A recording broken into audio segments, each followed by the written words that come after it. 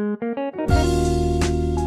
Friends, welcome to Kavish kitchen. இன்றைக்கி நம்ம வீடியோவில் என்ன பார்க்க போகிறோம் அப்படின்னா, பீட்ரூட்டில் செஞ்ச கோலா உருண்டை எப்படி செய்யுதுன்னு தாங்க பார்க்க போகிறோம்.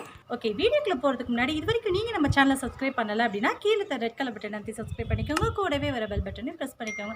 ஸோ தட் நான் எப்போல்லாம் வீடியோஸ் போகிறோம் உங்களுக்கு தவறாமல் நோட்டிஃபிகேஷன் வந்து சேரும். சப்ஸ்கிரைப் மற்றும் இலவசம். வாங்க வீடியோக்குள்ளே போகலாம். ஓகே, செய்ய ஸ்டார்ட் பண்ணிடலாம். எப்படி செய்யுதுன்னு பார்க்கலாம் வாங்க. பீட்ரூட் வந்து ரொம்ப குழந்தைங்களுக்கு ரொம்பவே நல்லது. பட் வந்து அப்படியே நம்ம பொரியல் பண்ணி தந்தோம் அப்படின்னா சாப்பிட மாட்டாங்க. இது மாதிரி செஞ்சு கொடுக்குறப்ப ரொம்ப ஈஸியாக சாப்பிட்டுக்குவாங்க. ஓகே, 2 பீட்ரூட் வந்து இந்த சைஸில் உள்ள பீட்ரூட்டை துருவி வச்சுருந்தேன்.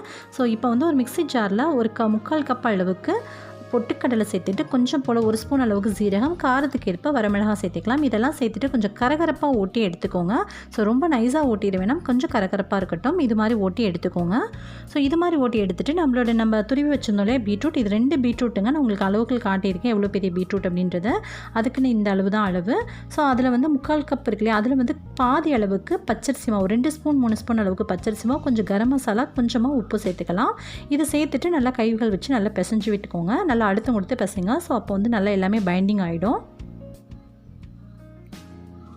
இது மாதிரி எல்லாமே நல்லா ஒன்று சேர்ந்து வர மாதிரி நல்லா பிசைஞ்சு எடுத்துக்கலாம். அவ்வளோதான், நல்லா பிசைஞ்சு எடுத்தாச்சு. எல்லாமே ஒன்று சேர்ந்துருச்சு பாருங்கள். இது மாதிரி நல்லா பிசைஞ்சு எடுத்துகிட்டு இப்போது கைகளில் நல்லா எண்ணெய் தடவிக்கோங்க. எண்ணெய் தடவிட்டு கொஞ்சம் போல் கையில் எடுத்துகிட்டு நடுவில் வச்சு கொஞ்சமாக உருட்டுங்க. அழகாக வந்துடும். இது வந்து ரொம்ப நேரம் நீங்கள் உருட்டி எடுக்கணும் அப்படின்ற அவசியம்லாம் இல்லை. லேசாக உருட்டும் போதே அழகாக கோலா உருண்டை ஷேப்புக்கு வந்துடும். அவ்வளோதான். இப்போ வந்து நம்ம இதே மாதிரி எல்லாத்தையும் செய்து எடுத்துகிட்டு நம்ம எண்ணெயில் பொரிச்சு எடுத்துட வேண்டியது தான்.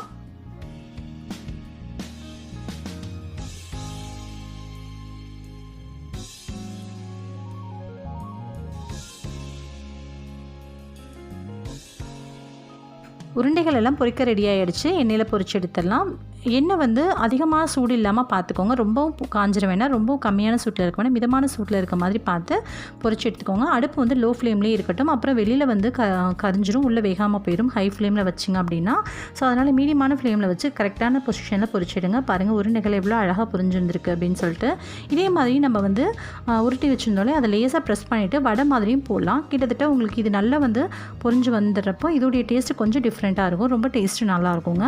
ஸோ இது மாதிரியும் ட்ரை பண்ணி பாருங்கள். இதே மாதிரி கொஞ்சம் இதை வந்து இது மாதிரி நம்ம பொரிச்சு எடுத்துக்கலாம்.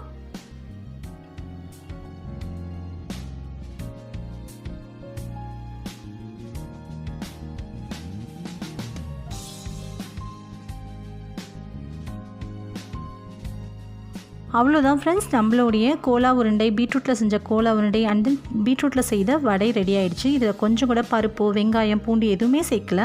ரொம்ப சிம்பிளாக ஒரு 10 நிமிஷம் வேலை தான். ரொம்ப சுலபமாக ரொம்ப சீக்கிரமாக செஞ்சு முடிச்சோம். கண்டிப்பாக நீங்களும் ட்ரை பண்ணி பார்த்துட்டு உங்கள் குழந்தைங்களுக்கு இதே மாதிரி ஹெல்த்தியாக நீங்களும் செஞ்சு கொடுங்க.